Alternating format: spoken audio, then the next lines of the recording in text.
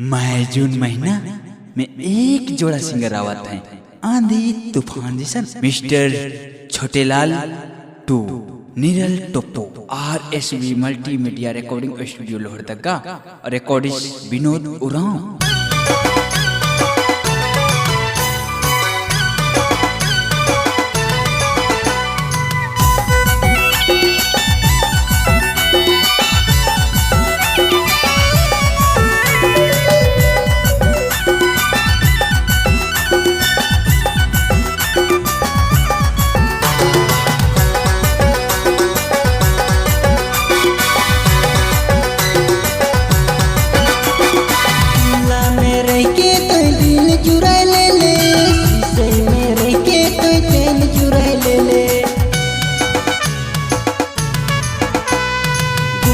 में रह के तो दिल चुरा ले ले, शीशे में रह के तो चैन चुरा ले ले।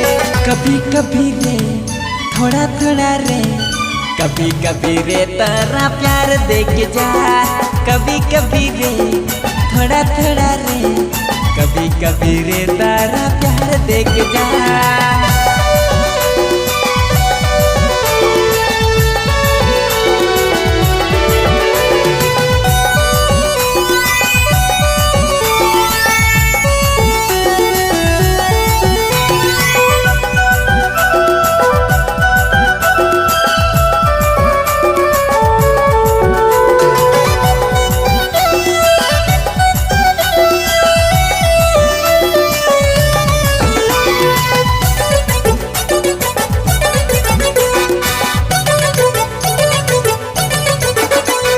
सोचा ना समझा तुझे दिल दे दिया, पागल का है ना सारा जमाना।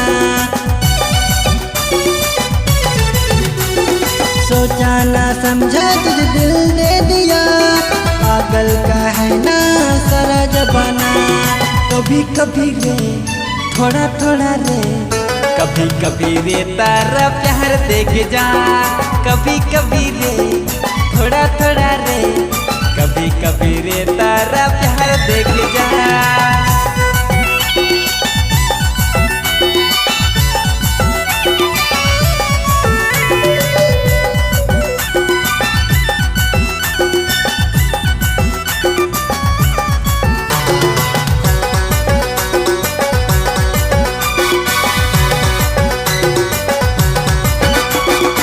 आँखों के काजल पागल कर दिया, होठों के लाली घायल कर दिया।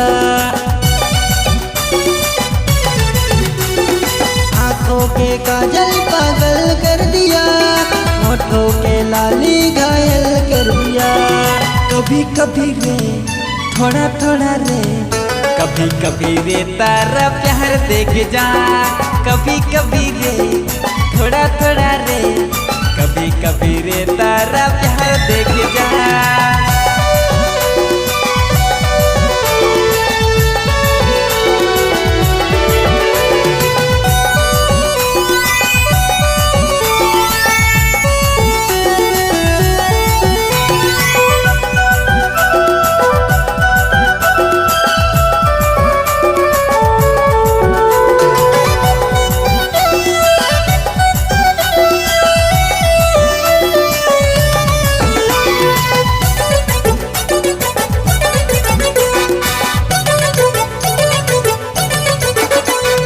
प्यार नहीं देबे तो जहर खाए जाबो, दूर दूरा में तारा मैं तो मर जाबो।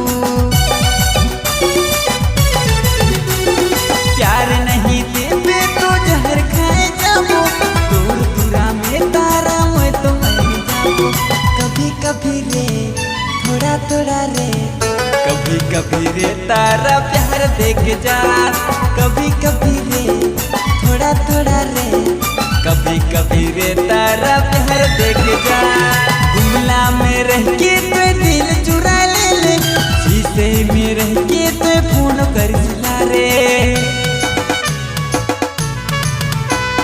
गुमला में रह के तो दिल चुरा ले ले, शीशे में रह के तो फोन कर जिला रे। कभी कभी रे थोड़ा थोड़ा रे, कभी कभी रे तारा प्यार देख जा, कभी कभी